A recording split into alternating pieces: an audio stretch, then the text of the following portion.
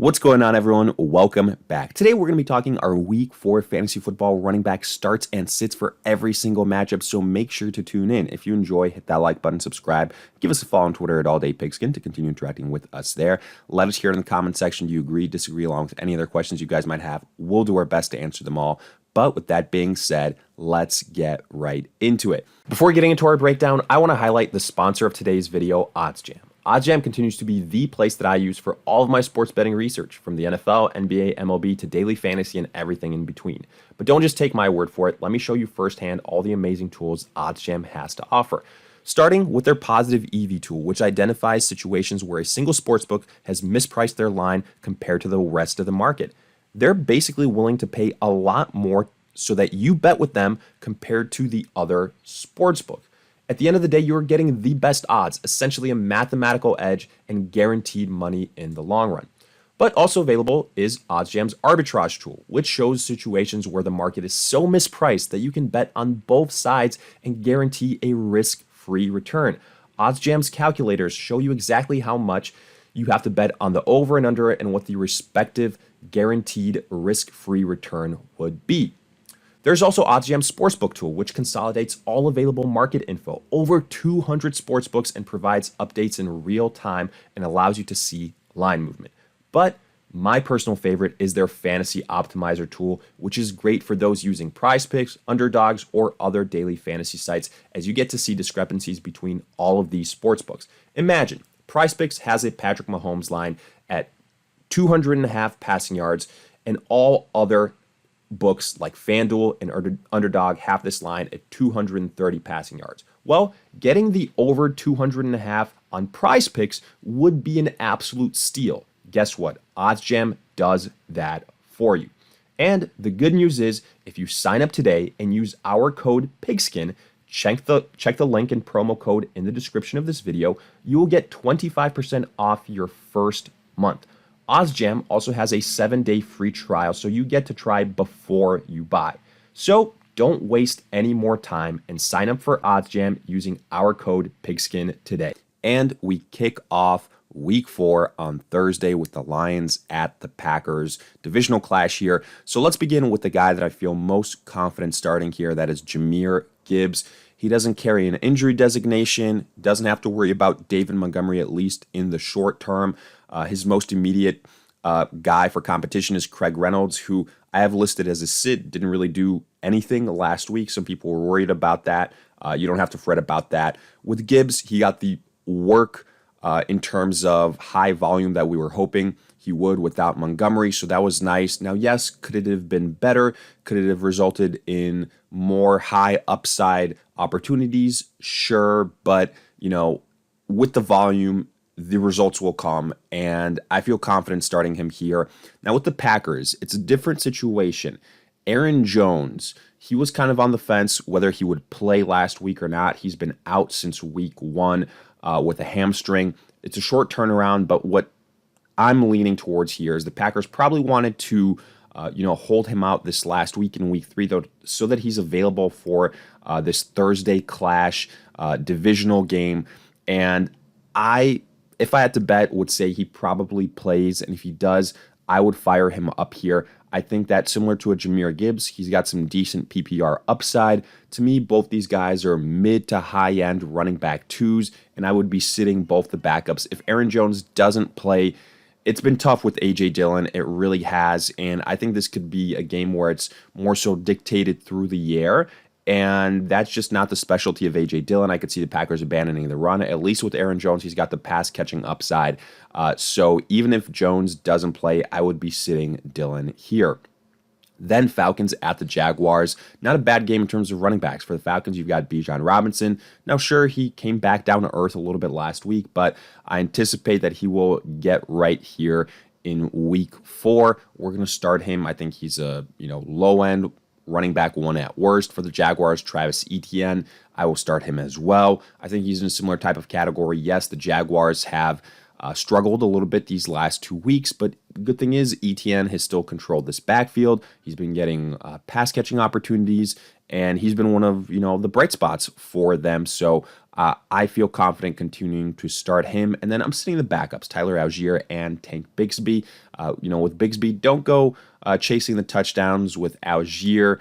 I just think, again, as the season progresses, Bijan is going to command a bigger part of this backfield. Algier doesn't have as high pass catching upside, so the script writes itself to me. Both these guys just better off as sits. Moving on, Rams at the Colts. Little interesting contest we've got here. Kyren Williams obviously was a darling last week after the trade of Cam Akers, but then Rams went up against the Bengals, and it didn't really go too hot. Now, for what it's worth, what we liked is that, again, he controlled that backfield. He's going to have better days, and I think that it could start here versus a Colts defense that doesn't scare me at all. So I think he's going to have a bounce-back game. I think we're looking at a mid to high-end running back 2 performance. Then for the Colts, let's talk about Zach Moss. The guy rushed the ball 30 times versus the Ravens. Had a very successful day. Now, I think it's going to be a little bit tougher versus the Rams, but you ride that volume.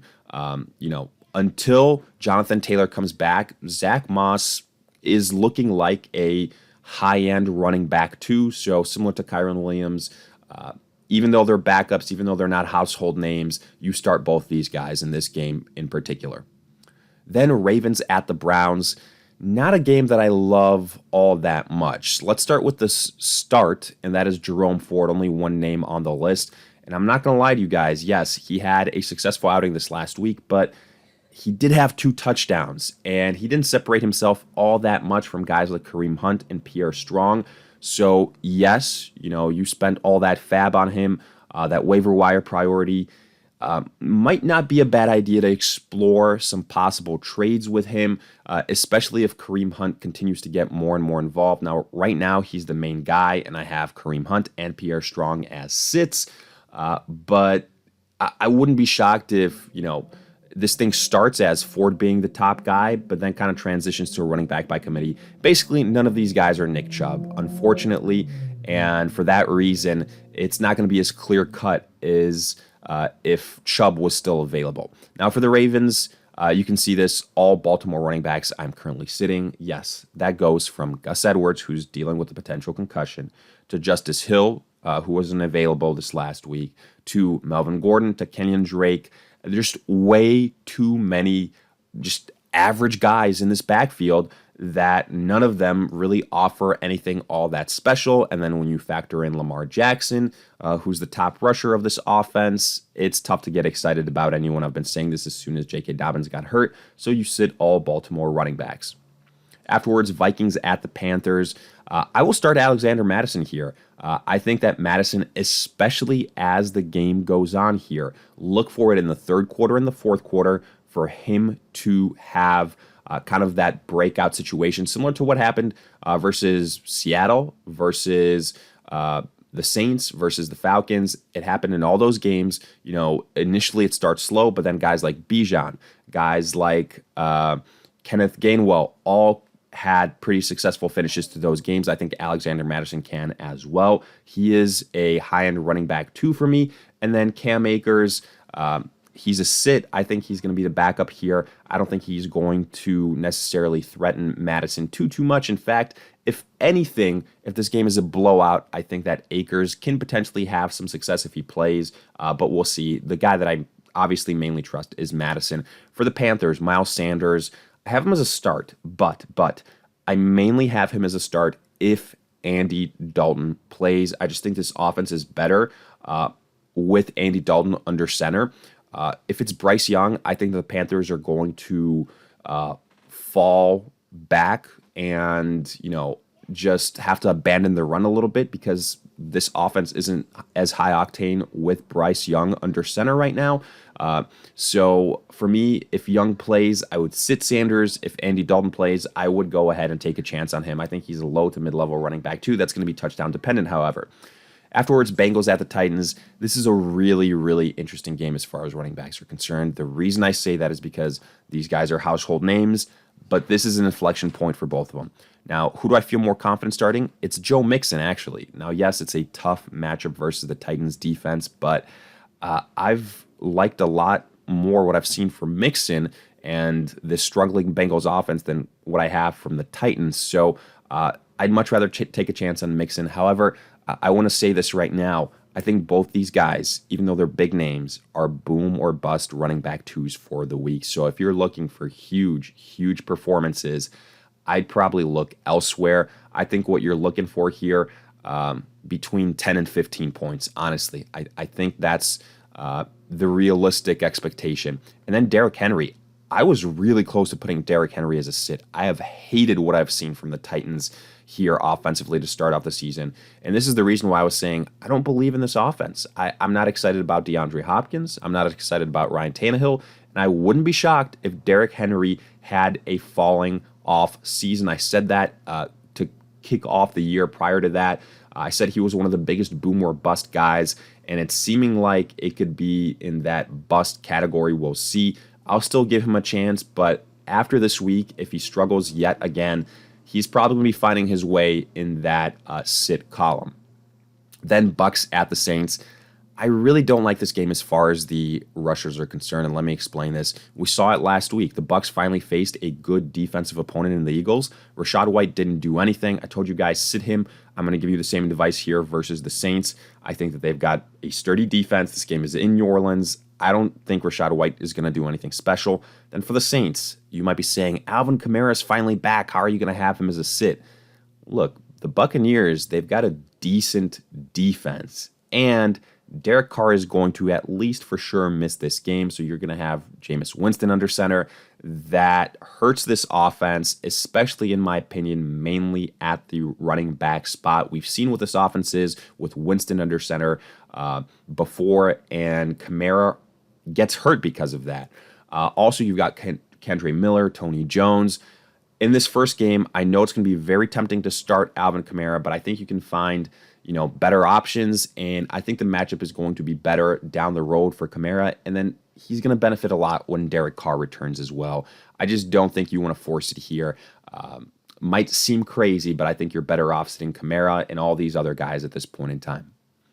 Then Dolphins at the Bills. Raheem Mostert, you start. I mean, he's been, the way he's played, top 5 running back to kick off the season. Only thing that's seemingly going to stop him is an injury, or a chain, however you want to say that, a Chan. But the point being is, anytime you drop 70 on an opponent like you did last week, there's going to be a lot of stars in that offense. Now, are we going to see that this week versus the Bills? No, I don't think so. That's why I have a chain as a sit, and I don't think we're going to see Raheem Mostert all of a sudden be outrushed by a chain. So for that reason, I know it's going to be very, very tempting to say, okay, this guy just dropped 50 points. How am I not going to spend all my fab on him? How am I not going to start him? Well, I still don't think it's a running back by committee. I still think Mostert controls this backfield. Unless there's an injury, sure, a chain is a nice handcuff, but this is a much different team, the Bills, compared to the Broncos. They've got a better defense.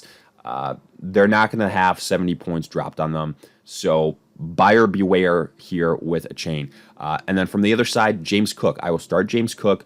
At some point, the touchdowns will come. And when they do, he's going to go from a mid-level running back 2 to potentially a high-end running back 2, low-end running back 1. So I will start him here. Then Broncos at the Bears. This is a crap game. This is an awful game. This game should be banned. You're sitting everyone here, honestly. For the Broncos, it's Javonte Williams. For the Bears, it's all the running backs. It's everybody. Any name you can think of, you are sitting here. This game is probably going to be atrocious. And, I don't know what else to say. The Bears offensively look broken. Justin Fields can't even get it right. And if he can't get it right, forget about Khalil Herbert, forget about Roschon Johnson, forget about all those other weapons. We don't want to rely until garbage time, fourth quarter, to potentially get points. For the Broncos, again, Javonte Williams, he's been the primary guy, but I don't love this game all that much, so I'm sitting everyone involved. Then Commanders at the Eagles. I will sit Brian Robinson. Even in a game where they got blown out, Brian Robinson had some decent production, so I will sit him here. If we can get in, again, like 15 carries for 70, 80 yards, it could be a lot worse, especially considering some of the matchups we've had this week. For the Eagles, DeAndre Swift, Kenneth Gainwell, they're going to be obviously the top 2 names. Both got over 10 carries, but DeAndre Swift did a lot more with them, and I think that the Eagles recognize that, and I think that he's going to be the primary guy here, and then Kenneth Gainwell, despite having a very nice week one, is going to get regulated to the backer pro here. So for me, he is a sit, and DeAndre Swift, higher upside than Brian Robinson to me. I think he is a high-end running back too. I would be starting him. Then Steelers at the Texans. I'm sitting everyone again. There might be some upside here considering the matchup. Who I have more faith in, it's probably Najee Harris out of the bunch here because the Texans defense doesn't scare me. But still, he hasn't done all that much. He was okay-ish last week, but again, even in that effort, it wasn't all that exciting. Jaylen Warren is still there, taking away some carries. And if the Texans somehow put up a bunch of points, the Steelers are going to have to abandon the run. So I'm sitting all these guys. And for the Texans, Dameon Pierce, Devin Singletary. Singletary has been getting some more opportunities as of late. Dameon Pierce, if he doesn't have a touchdown, nothing all that special. I think that the Texans are just focusing on passing, airing out the football. The rushing attack is not a priority. I'm sitting everyone here. Then Raiders at the Chargers. I think this is finally where we're going to see Josh Jacobs get back to normal. Now, I've said it before. He's going to have a disappointing season compared to last year if that's how you drafted him with those expectations. But this is a divisional game. These two teams know each other. They play each other close. It's usually high scoring. I think Jacobs bounces back to a high-end running back too. For the Chargers, obviously, if he plays, you start Austin Eckler. He's a top 3 running back. But if he doesn't, which I wouldn't be shocked if he doesn't, Josh Kelly, I just can't start him. I can't. He hasn't seen the rushing work. He hasn't looked all that impressive. I know it's a favorable matchup, but still, he is not the type of handcuff that we were hoping for when Eckler went out. So I am sitting him. Then Cardinals at the 49ers. This one's pretty simple. You start James Conner. You start Christian McCaffrey. The top running back overall. James Conner has done very, very nicely, pretty much exactly like how we said. Even without Kyler Murray, he's going to be the focal point of this offense, and that's translated to low-end RB1 production. You continue to start him.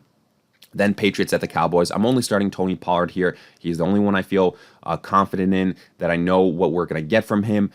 And I think the Cowboys are going to bounce back compared to what we saw from them last week. For the Patriots, sure, Ezekiel Elliott revenge game, whatever that means. But no, I think this is going to be a much tougher outing for the Patriots. The Cowboys defense is going to bounce back, in my opinion.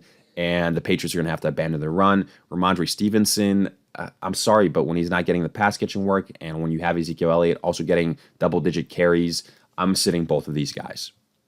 Then Chiefs at the Jets. Only one name I want to start here. That's Pacheco for the Chiefs. Again, I think he's probably low-end running back too, but the Chiefs, with their upside to score points, he's going to have some nice touchdown upside, so I have him as a start. Everyone else is a sit, though, from Clyde Edwards-Helaire to Jerick McKinnon. Don't go chasing the touchdowns from last week versus the Bears. Simple as that. For the Jets, Breece Hall, Dalvin Cook, both sits. Honestly, both are droppable with Zach Wilson as the quarterback for the Jets. That's how bad it is, especially for the rushing attack. Then Seahawks at the Giants. This one's interesting. Kenneth Gainwell, he's the easiest start, obviously. I think he's a high-end running back too. Then, if he plays, you start Saquon Barkley, but I think that's a long shot. So, do you start Matt Breida in that case? I would not. I don't think he's going to see the same rushing opportunities as a Saquon Barkley, even with Barkley out. I think it could be a blowout if, Barkley isn't in this game. In general, Daniel Jones hasn't looked all that great, so I don't love the situation here for Breida. Zach Charbonnet, he's a handcuff right now. That's what he is. And until further notice, he's going to remain in that category, and for that reason, he is a sit. But with that, we wrap up our Week 4 fantasy football running back starts and sits for every single matchup. If you guys enjoyed, hit that like button, subscribe, give us a follow on Twitter at AllDayPigskin to continue interacting with us there. Let us hear in the comment section, do you agree, disagree, along with any other questions you guys might have. We'll do our best to answer them all, but in the meantime, we'll see you guys in future videos.